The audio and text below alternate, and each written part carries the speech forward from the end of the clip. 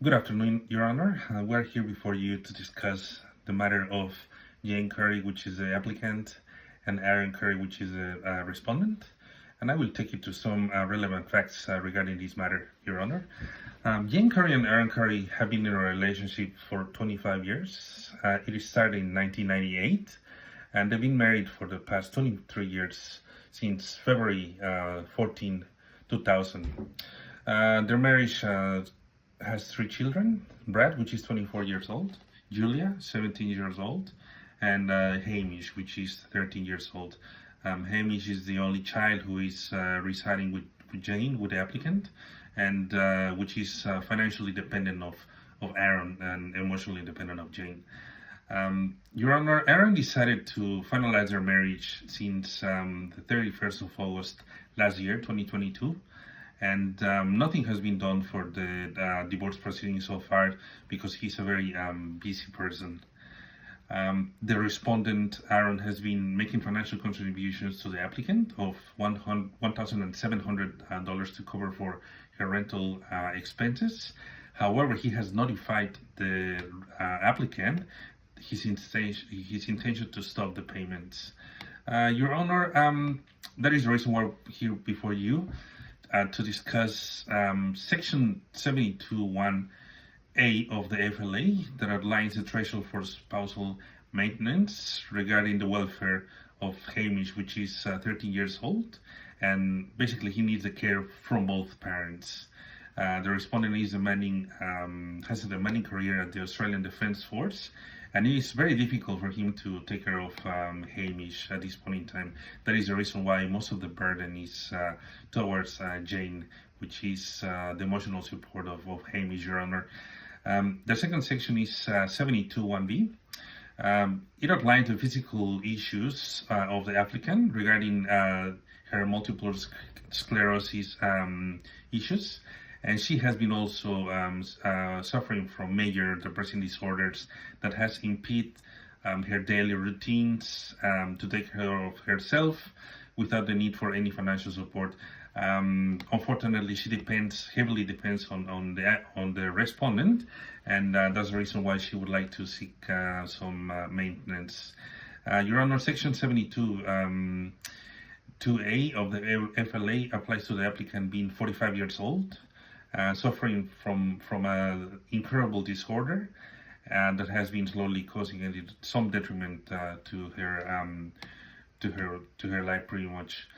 Section 75(2)(b), it's relevant, Your Honor, because her physical disability to obtain a full-time job that is going to require more demanding from her efforts. It's going to be very difficult for her to obtain a full-time job, Your Honor. Also, she's suffering from major depression. She's currently taking medicine and treatment towards that, and to add more hours to her daily routines and job routines is going to cause detriment on her welfare, Your Honor. Section 72(b) C, pardon me, Your Honor, refers to the care and welfare of Hamish from the applicant that is highly dependent of her, since his father is fulfilling his duties in the Defense Force regularly, Your Honor. The arguments that we have, Your Honor, is the applicant is seeking justice from these court proceedings to have an assurance that Hamish will have the financial and emotional support from the respondent until he reaches 18 years old, Your Honor, which is in 5 years' time. The final orders that we are looking for, Your Honor, would be the payment of the sum of $2,000 in monthly basis to cover for the rent that she's currently occupying at St. Kilda Road Towers, which is in number 1 Queens Road in Melbourne. Also, weekly payment from the respondent by way of spousal maintenance of $1,250 to cover for her life expenses, Your Honor, for the following 5 years, while Hamish can actually start becoming a bit independent. The applicant also pursues to have equal shared parental responsibility for Hamish, because she wants to make sure that Hamish is doing well in his school, and to make sure that he feels the support from both parents, Your Honor. Well, some of the arguments that we have, Your Honor, is that the respondent was the one that discussed and seek divorce. The applicant was not aware of that. Nothing was discussed previously, as you can see in the affidavit. Also, the respondent has a sum of over $2 million in superannuation so far, and by the time that he retires, he's estimated to be at least $5.2 million, Your Honor. So that basically is going to make him enjoy his last time in life, and the applicant is not pursuing any money of that whatsoever. The only thing that she wants is for the following 5 years to be able to take care of herself and the welfare of Hamish.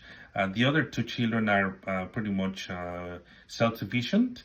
They don't need any financial support. And also for the last 25 years, the applicant has been supporting emotionally to everyone in the family, being the core of the family, because the respondent has been always in duties from his demanding job, Your Honor. As we mentioned before, the respondent was the person that requested the divorce, and the applicant has to deal with the emotional burden of the respondent decision. Another thing to add, Your Honor, is that the applicant has sacrificed her working life for the benefit of the respondent and the family that they have, and that is the reason why, Your Honor, we see that an estimation of the amounts that we are seeking for the following 5 years, it's just going to be enough to help the applicant to overcome this financial instability, and will help Hamish to reach his independence, Your Honor. Thank you very much for that, and that's about it. Thank you.